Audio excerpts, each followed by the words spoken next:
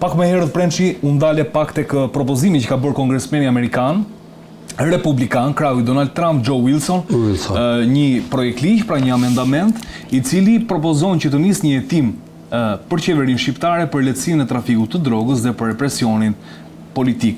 Dhe në rast se ky ligj miratohet, do duhen 160 ditë, 180 ditë për të përgatitur një raport me të dhëna sekrete nga agjencitë ligjzbatuese amerikane, CIA, FBI e të tjera me radhë, dhe që të shihet nëse këto kanë ndodhur apo jo. Ju pretendoni që ky ligj kalon? Prençi, si e shikoni këtë? Dhe pse e bën këtë dikush nga krahu i Trump? Është një amendim ligjor i një rëndësie të madhe, për faktin se Donald Trump që në fushat ka shpalosur një nga boshtët e programit të tij luftën kundër karteleve të drogës, pa kompromis. Madje ka krizuar një president për këtë punë, Madurën, e ka marrë katapult. Pam. Edhe duke padur parasysh këtë, miku i tij, një kongresmen republikan, duke u njohur me realitetin e frikshëm të botës së krimit shqiptar, me aktivitet në Amerikën Latine, drejt Amerikës dhe drejt Evropës. Këtë duhet ishte edhe kumbari projektit të zvërnesit të këtyre dy udhëzërve nga Katari, ë? Po, duke parë këtë, duke u njohur dhe me çështjen Aruba, duke patur në konsiderat edhe disa denoncime që janë bërë nga opozita shqiptare deri në tek kongresmen amerikan, e madje duke u njohur edhe me çështjen Aruba dhe me librin e famshëm tashmë ku janë të shpalosur mbi 500 Albania Files, mbi 520 projekte ku tregohet që Bregdeti shqiptar është dhënë me koncesion botës së krimit, kryesisht botës së krimit, edhe ku nuk rezultojnë që të ketë kompani serioze, as amerikane, as evropiane. Kryesisht janë të interesuar ato bisedat e famshme, filani do të bjerë 3 milion, filani do të bjerë 7, filani do të bjerë 10. Çka do të thotë që kongresmeni amerikane nuk e ka marrë kot këtë iniciativë. Ka pas dhe informacione të agjencive ligjzbatuese amerikane rreth forcës dhe konsolidimit të grupeve kriminale trafikut ndërkombëtar drogës nga Shqipëria. Pse vjen këtë moment, domethënë, shqyrtja? Pikërisht pra tani, realisht agjencitë ligjzbatuese kanë dyshime se kryeministri i Shqipërisë, duke qenë kryeministri i një narkoshteti në zemër të Ballkanit perëndimor, i cili mendohet që ka dash të implikojë, të bëjë pis familjen Trump nëpërmjet ftesës tërthort që i ka dërguar Ivanka Trumpit për të vizituar Shqipërinë nëpërmjet mikeshave të Ivanka Trump me origjinë shqiptare. Që është bërë me ftesë nga Shqipëria? Absolutisht. Thirrjen e parë e ka bërë tërthorazi kryeministri i Shqipërisë që Ivanka Trump vinë në Shqipëri. Dhe do dalin materialet shumë interesante që nëpërmjet një shqiptarja që ka partnerin e saj që e ka jordanez me origjinë qifute etj. Kryeministri i Shqipërisë ka qenë i interesuar që ta jap Shqipërinë për atë të qifutëve. Madje kryqëzohen edhe interesat të tjera, sepse po luftohet në disa drejtime. Nuk është rastësi që një autore boton paracakosh librin ku thotë që 90% në vitin 1492 mos gabohem, në Vlorë banonin 90% banonin qifut dhe 10% vlonjat. Kjo është i vesh durt në kokë. Pra do të thotë që ne edhe me histori mundohemi ta vërtetojmë që Vlora dhe jugu i Shqipërisë është atë dhe qifut. Në krahun tjetër kërkojmë që qifut të ri t'i sjellim të jenë potencial në investimet në Shqipëri për ta rrëmbyer Bregdetin shqiptar. Këto i bën vetëm një mendje dallëzuar si mendja e Edi Ramës, nuk mund t'i bëj kusht tjetër. Dhe unë jam i bindur që do vi koha dhe do vërtetohet që ftesën e parë për të ardhur Ivanka Trump në Shqipëri e ka bërë kryeministri i Shqipërisë, por e ka bërë tërthorazi nëpërmjet mikeshave apo miqve të Ivanka Trump. Dhe tashmë unë jam i bindur që miku i Donald Trump, me siguri që ja don shumë të mirën, kërkojnë të hedhë dritë mbi hetime të agjensive ligjzbatuese amerikane mbi kush janë grupet e strukturuar kriminale shqiptare që veprojnë në Amerikën Latine drejt Amerikës dhe në Amerikën Latine drejt Evropës, dhe kush është garanti i lavatriqes së parave të botës krimit, trafikut ndërkombëtar të drogës në Adriatik. Pra, kërkon të vërtetohet tamam që është Shqipëria narkoshtet apo s'është narkoshtet. Është qeveria dhe shteti që jep garantin, dhe unë jo pa qëllime nisa me ato tentativat që Edi Rama i ka filluar që para 6 vitesh me programin e amnistisë fiskale për t'i ftuar të gjithë trafikantët dhe ato veprimtarinë e paligjshme të shqiptarëve në përbot për t'investuar në Shqipëri, dhe pasi pati një rezistencë të jashtëzakonshme të Fondit Monetar Ndërkombëtar për amnistinë fiskale, e cila do sillte dëm në Shqipëri siç e ka sjell, realisht që e ka ulë në tokë në gjuj euron sot me 93 lekë, që janë shturpi më i madh. E kupton? Po guvernatori i Bankës së Shqipërisë, për sa i përket rënies së euros, që bëri një deklaratë ditën e sotme, kam shtypën Genseku dhe thoshte rënia e euros forcoi lekun dhe ky fenomen thoshte ndihmoi që mos ngriheshin çmimet. Po. Genseku është bashkëpunëtori më i ngushtë i kryeministit të Shqipërisë në lavatriqe e parave të pista në Shqipëri. Koha do ta vërtetojë dhe do të shikoj se çfarë lidhjesh ka Genseku me këtë fenomen të jashtëzakonshëm të ekonomisë informale në Shqipëri. Sepse në Shqipëri mendohet që futen para të pista më shumë se sa buxheti i shtetit brenda një viti të caktuar. Për llogaritet që reminitancat e ndershme në Shqipëri shkojnë tek 5 miliardë euro. Reminitancat që sjellin nga 5.000 euro, 10.000 euro që mund të sjellë një person i një familje për familje shqiptare. Patëm për 2024 1 miliard ka qenë, 1 miliard euro ka qenë deklaruar kështu. Cilat? Reminitancat. Të ardhurat nga jashtë. Reminitancat kanë variuar deri në 5 miliard euro. Reminitancat që kanë sjellur emigrantët. Kurse paraja e pistë që vjen nga bota e krimit është shumë e madhe, për faktin sepse është e pamundur që një ekonomi shqiptare si e jona dhe biznesmenët shqiptarë ne e dim intensitetin, se çfarë intensiteti ndërtimesh kanë pasur dhe çfarë kanë aktualisht vitet e fundit. Dhe e detyruan kryeministin e Shqipërisë, pra pikërisht këto grupet strukturuar kriminale që janë të interesuar për pastrimin e parave, e detyruan që të shpiki një tjetër gjë, jo amnisti fiskale, po paqe fiskale.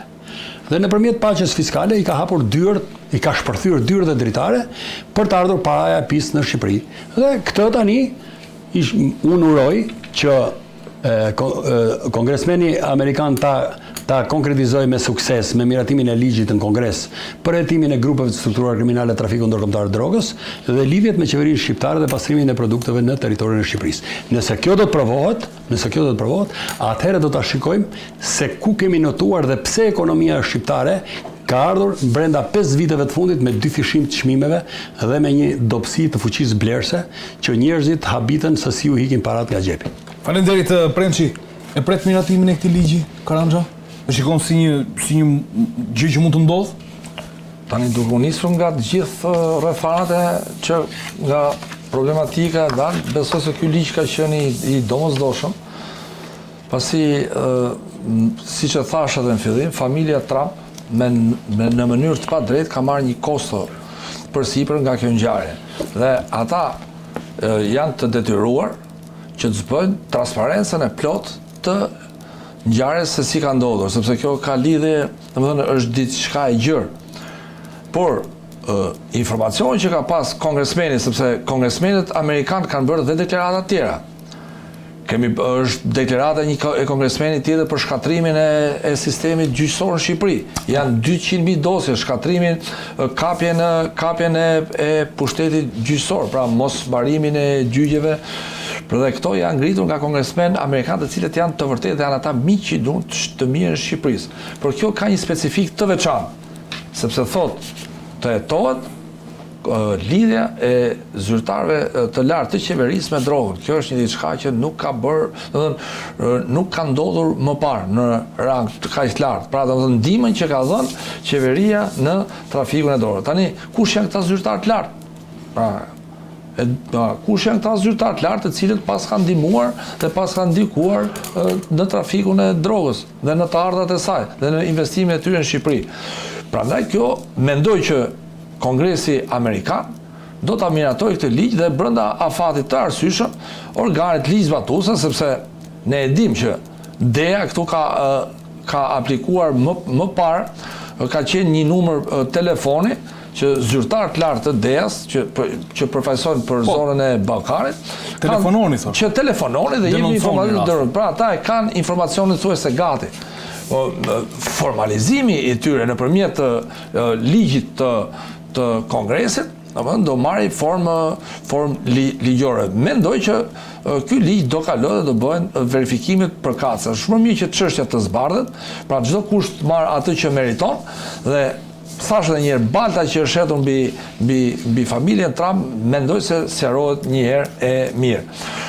Kjo do masi dalës ligji dhe këto informacione mund shërben si bazë për spakun për veprime shtesë, për veprime shtesë. Por duhet akuza është shumë e rëndë. Besoj, domethënë agjencitë ligjzbatuese amerikane dhe mund ta ndihmojnë spakun ka mbështytur me informacione me dosje në një moment caktuar. Po mund ta ndihmojnë me dhëna, se për shembull mund të ketë të dhëna për sa i përket që të mos bësh hetime kotëm kot. Pra ti kur e ke dhënën se ku janë paratë e drogës, ku fshihet, kush janë të përfshirë, e ke objektin e hetimit sakt, pra e ke versionin hetimor të sakt, sepse nga dhënat operative të rezultojnë personat e përfshirë në trafik. Pra nuk e pse lodhesh kot që të bësh, si thotë një term, hetime shteruse, që të hetosh pa lidhje. Ti e ke objektivin, ta kanë dhënë rrethin e personave të cilët janë ndjek nga organet ligjzbatuese amerikane dhe me një hetim të theguar arrin të zbulosh gjitha ngjarjet.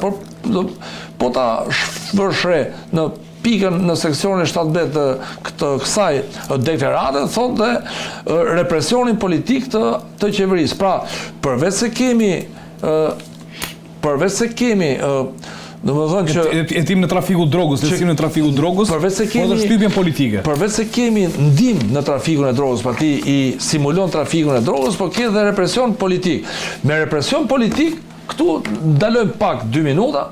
Tani ndaj kujt bëhet represioni politik? Represioni politik ke ndaj pushtetit gjyqësor, ndaj opozitës, ndaj shoqërisë, pra sepse është shumë e gjerë, pra ti për të realizuar qëllimin tënd ti bën represion politik. Fjala represion politik është fjalë shumë e gjerë. Pra kjo do pra që do thotë ka dhe këtu nevojë për një hetim të gjerë, po thua. Po ka nevojë. Ku është bërë represioni ndaj pushtetit gjyqësor, ndaj legjislativit? Opozita gjithnjëherë për shkakun në Shqipëri ka pretenduar, të paktën Partia Demokratike ka pretenduar një lloj represioni politik, po themi. Qoftë ndoshta edhe partitë e vogla të cilat nuk gjejnë hapësirë nëpërmjet kodit zgjedhor që të marrin votat ose votat që marrin ti përkthejnë në mandatet mjaftueshme në kuvend. Po pa këto janë dhe kërkesat e protestuesve sot, që të shikohet kodi zgjedhor, të shikohet ligje që bëhen për ligje me porosi.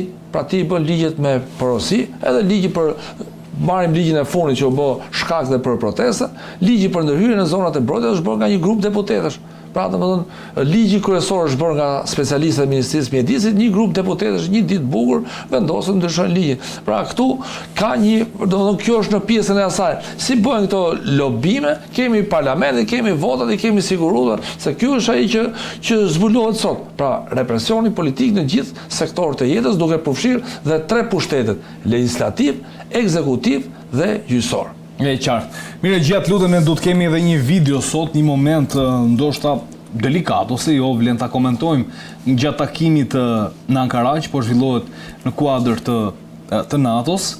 Mark Rutte, një moment të paktën edhe në krah të Donald Trump, tregon le të themi, okay, këtu pozicionohen dhe prem që mund ta shikojmë. Okej. Ja tek pozicionohen për të bërë këtë foto, që quhet foto familjare, i tregon atletat se vetëm kryeministri ka përshtypjen ka veshur diçka pak më ndryshe nga të tjerë, jo pak më ndryshe, por i ka veshur të bardha. Një reagim ndoshta të Trump, nëse ma komenton dot, Prençi? Nuk e di. Shiko, kryeministri i Shqipërisë në samitin e NATO-s është injoruar, edhe tashmë vazhdon me lojën e vjetër për të tërhequr vëmendje me atletët e bardha. Një kryeministër që është bërë bajat me këtë formë sjellje, por për të dhënë rëndësi edhe për të marrë gjithmonë opinioni publik, për të marrë gazetarët, për të marrë analistët, për të marrë edhe personalitetet e larta shtetërore të vendeve të antarët NATO-s, domethënë përsëri përdor të njëjtën instrument atletët e bardha. Normalisht s'është mirë t'i kushtojmë rëndësi atletëve të kryeministit, e rëndësishme është se çfarë thot samiti për Shqipërinë. Dhe a do jemi ne me të vërtet vendi i samitit në 2027? Shqipëria? Kjo është cënuar shumë rënd. Është cënuar shumë rënd edhe për situatat që kanë ndodhur në Shqipëri, edhe për shkak të mosplotësimit të buxhetit 5%-shit të prodhimit të përgjithshëm bruto për mbrojtjen, pasi Shqipëria ka ngelur në vend numëror për sa i përket investimeve në fushën e mbrojtjes, madje edhe ata që ka kishin mundësinë repartet ushtarake dhe portët në Bregdetin e Shqipërisë për t'i dhënë si asete për të investuar, për bërë kryer investimet përbashkëta me NATO-n, domethënë i ja kanë kaluar biznesmenëve dhe oligarkëve për zona turistike. Në këtë këndvështrim, mua edhe si ushtarak nuk më bën përshtypje sjellja e kryeministit, pasi kjo tregon që ka një deficiencë intelektuale në raport me seriozitetin që duhet të ketë pjesëmarrja e një kryeministi në samitin e NATO-s. Dhe unë shpreh keqardhjen, edhe më vjen turp që kemi këtë kryeministër që sillet në këtë formë. Mirë, se kryeministri nuk ka herën e parë që i vesh ato, edhe në takime të tjera ka qenë, por ndoshta reagimi Trump nuk e di si e lexoni. Kur do bësh, ka mesazh apo s'ka mesazh? Kur Mark Rutte i tregon që presidenti Donald Trump për atletët e kryeministit, Donald Trump nuk reagon. As nuk qesh, por shife nuk qesh, parë në mënyrë kategorike. Pra e ignoron, vlerëson ato që ka i thot Rutte, por e shikon vëngër. Atletët e kryeministit i shikon vëngër. Unë kam gjithnjë këtë gjuha diplomatike se çfarë. Kjo është gjuha diplomatike, është ignorim. Në takim domethënë duke qenë se folum për çështjen e ligjit e të gjitha, pra Donald Trump. Kryeministri i presidenti i Shtetit Bashkuar të Amerikës as nuk qesh, as nuk shpreh habi. Thjesht e ignoron. Me fjalë thotë ka një shprehje atje nga veriu i Shqipërisë se s'do ta përmend. E qartë. Mirë. Një tjetër moment ku dua të ndalem është fakti që 4 milionë euro janë nxjerrë nga buxheti i shtetit për sa i përket koncertit të Kanye West që do të mbahet në Tiranë. Janë para të cilat janë nxjerrë nga fondi rezerv. Si lexoni ju karandra që shteti domethënë sa dhe kryeministi tha për të mos u turpëruar kuptimin që janë nxjerrë 4 milionë euro, po janë nga fondi rezerv. Fondi emergjencave thënë ndryshe. Mendimi im personal është që ky fondi rezervave, pra është si thosh, në shtëpi është ai leku hallit që të ndodhin ngjarje jot ti kesh veç, nuk është hall ose problem që të përdoret, pra leku i hallit që marret në shtëpi, nuk mund të përdoret për dasma. Kuptimin për ashtu, s'është lek hallish për lek për smundllike të tjera. Mendoj që këto para, kjo shumë lekësh, nuk duhet kishte shkuar për një koncert privat. Pse? Mund të gjetë një formë tjetër, një kredi sovrane të jepi një kredi atij, sepse personi që ka marrë sipërmarrjen, që ka marrë për sipërmarrjen, do të çonte deri në fund sipërmarrjen e tij. Ke marrë për sipër është një kompani private, ç'po nga shteti këtu. Ose nëse ndryn shteti, banka ka përshtypjen është Ministria e Turizmit. Edhe Ministria e Turizmit, ai që ka hyrë garant duhet marrë përgjegjësitë, marrë me pronat e veta, jo me pasurinë e vet, jo me pasurinë, sepse me 2 milion, me 4 milion euro, po ti referosh kostës së ndërtimit, janë 80 apartamente të reja që do ishin bërë. 80 apartamente të reja. Pra, duke llogarit që futen një çift, pra çiftet e reja, 160 persona në Shqipëri do kishin zgjidhur qoftë dhe banesa sociale. Qoftë dhe banesa sociale, se me banesa sociale, pra me çmimin e kostës së ndërtimit dhe mos më shumë. Pra, ne këto nuk mund t'i investojmë në mënyrë të gabuar, të bëjmë një koncert shumë bukur. Ai që bëri koncertin marri borxh në vend tjetër, marri kredi në bankë dhe ta bëj koncertin sepse ka marrë përsipër. Ose ndryshe është i paaftë, sepse po na del si rrugët e Shqipërisë, është bosi rrugë kjo. rrugën ti e merr për 2 lekë, në fund fare shkon 10 lekë, as ka shpenzime. Çdo sektor i jetës kështu po na ndodh në Shqipëri. Kur llogaritet një shpenzim, ai që e merr sipër marsi, e merr shpenzimin për sipër, do ta bëj me çmimin që ka marrë. Ç'pun ka shteti këto? Këto janë para që përdoren për emergjenca civile, për raste përmbytjesh, për raste halli, pra domethënë që ka një problematik, do ke nesër njerëzit ndodh për shembull do raste zjarri. Prandaj jemi edhe përballë fushatës së zjarrit ne. Jemi edhe fushatës, pra neve ulim fondin e emergjencave dhe përdorim për një eveniment privat, në thelb është eveniment private. Se i del fytyra pisët, ose i del fytyra pasër, mban përgjegjësi personi që ka mbajt që bën evenimentin. Madje duhet ishte gjithë burimi i financimit është detyrë e organizatorëve.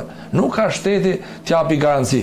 Përkundërzi, unë me sa kam pasur kemi lviz në ato rrugë, janë bërë rrugët e reja, është riveshur rruga, është rrugëdhuar rruga, pra shteti i ka bërë ato që ka pas që të bënte.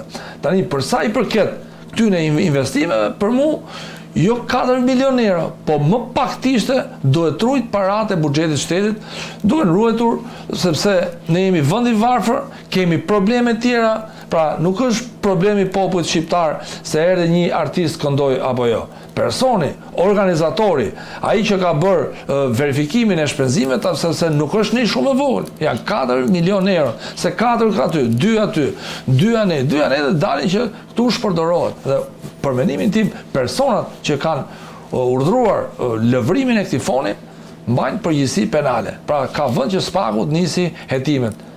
Të nisi hetimet sepse nëse ka zyrtar të cilët kanë firmosur për të, sepse dihet në Shqipëri kemi vetëm një deklarat, nuk kemi asnjë lloj transparencë se si janë lëvru parët dhe çfarë është bërë me 4, domethënë pse 4 milion euro dhe jo 5. Dhe çfarë do bëj ky me këto? Ka ble karrige, ka ble stola. Ermelinda Meksi, le të themi një eksponente shumë e lartë e Partisë Socialiste, e cila e njeh mirë çështjet dhe ekonomike ka përshtypjen, ka bërë një shkrim ditën e kaluar kur thotë transparenca dhe respektimi i kushtetutës, detyrim ndaj qytetarëve. Nisu nga lajmet e publikuara në media dhe nga publikimi i aktit normativ lidhur me financimin e koncertit të artistit Kanye West me fondin rezervë të buxhetit të shtetit, konsideroj se është detyrimi i kuvendit të ushtrojë kontroll e tij kushtetues dhe parlamentar mbi këtë vendimarrje. Qytetarët kanë të drejtë të marrin një shpjegim të qartë nëse janë përmbushur kushtet e nevojës dhe urgjencës për nxjerrjen e këtij akti normativ, si dhe nëse përdorimi i fondit rezervë është bërë në përputhje me kushtetutën dhe legjislacionin në fuqi. Transparenca, llogaridhënia dhe respektimi i ligjit janë parime themelore të administrimit të financave publike dhe kushtet të domosdoshme për ruajtjen e besimit të qytetarëve te institucionet. Sigurisht devijon edhe çështjet, por që duhet kuvendi të kontrollojë këtë. Kishim një problem që e trajtuam më përpara, kishim protesta. Pikërisht shpërthyen protestat si pikë valimi tek arroganca që u përdor në tërheqjen zvarrt një protestuesi në dhunimin e pronave të qytetarëve. Dhe aty lindi revolta mbar popullore për të dalur në protestë sot dita e 39. Dhe unë të thash që në fillim arroganca, prepotenca, arbitrariteti i qeverisë shqiptare dhe sidomos i kryeministrit të Shqipërisë, duke mos respektuar kushtetutën dhe ligjin, ka ngritur revoltën popullore në protestat përditshme. Shkojmë tek rasti konkret. Kemi 16.000 familje të dëmtuara nga zjarret vitin e kaluar, të dëmtuar nga përmbytjet në Shkodër, përmbytjet në Fushkruj, përmbytjet në Durrës, përmbytjet në Vlorë, përmbytjet në Fier, që janë të pak kompensuar prej 5 vitësh në 5 buxhete shteti. Është detyrim ligjor 45/2019 ligji për mbrojtjen civile të Republikës Shqipërisë, i cili parashikon fondin e kontingjentës 4%, që i takon me buxhetin e shtetit rreth 356 milion euro, që duhet të përdoren për të patur ato flotën, se na ka përmend kryeministri i Shqipërisë 13 vite rresht që vitin tjetër do kemi një flotë aerore për fikjen e zjarrit nga aeri me helikopter, me avion air traktor, hidroplan etj, por që në fakt Shqipëria sot nuk i ka. Pra në vitin e 14 Shqipëria nuk i ka. Propagandë në 3D e kryeministrit dhe fjalë të pambajtura ashtu si për ujin edhe për shumë gjëra tjera, ujin e pishëm 24 orë e shumë gjëra tjera. Pra të kesh 16.000 familje pas 3 dhe pa i kompensuar në raport me fatkeqësitë e natyrës, për të cilat të detyron kushtetuta dhe ligji 45/2019 për mbrojtjen civile të Republikës së Shqipërisë për kompensimin e fatkeqësive natyrore etj. Dhe ti shkon dhe paguan 4.2 milion euro për një event artistik e cila nuk parashikohet në asnjë rast të emergjencave civile të Republikës së Shqipërisë. Pra, ky rast nuk kategorizohet, nuk futet tek emergjenca civile, tek mbrojtja civile e Republikës. Por kryeministri i Shqipërisë prek këtë fond të paprekshëm, pra vetëm për fatkeqësitë, dhe e çon për një koncert të një këngëtari. Me të drejtë, zonja e nderuar Emerlinda Meksi, një njohje e legjislacionit në fushën e ekonomisë dhe të mbrojtjes civile dhe të emergjencave civile, le thot që ky kryeministër deri këtu i shkon me arrogancë dhe i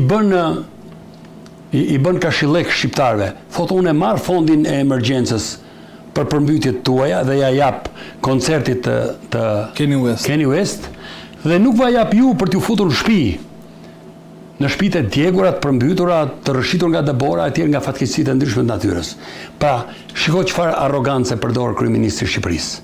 Kur dua unë dhe thot Emerlinda Meksi, e nderuara, thot duhet një hetim parlamentar që ky vendim i kryeministrit të Shqipërisë për ta prekur fondin e kontingjencës për një koncert a klasifikohet kundër të ligjit 45/2019 dhe të Kushtetuta e Republikës? Nëse jo, duhet hetoj parlamenti veprimtarinë e paligjshme me një komision parlamentar, veprimtarinë e paligjshme të kryeministrit dhe ushtarëve të tij, si e kanë marrë këtë fond nga fondi i emergjencave civile dhe e kanë përdorur për një koncert.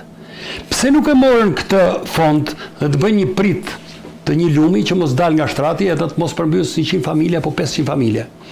Ky fond me të drejtë e përkthyer në sipërfaqe ndërtimi, është e barabartë me shtrimin e mbi 100 familjeve me shtëpi 3. Pra ne i kemi dhënë Kanye West pa frikë 100 apartamente, 2 dhoma kuzhinë, ja kemi dhënë për një koncert 3 orësh. Ndërkohë shqiptar 16.000 familje shqiptare, po i marrim mesatarisht ne me 4 veta, 48.000 qytetarë shqiptarë me 3 veta po i marrim, nuk po i marrim me 4. Po t'i marrim me 4, pastaj të shkem 60. E qartë.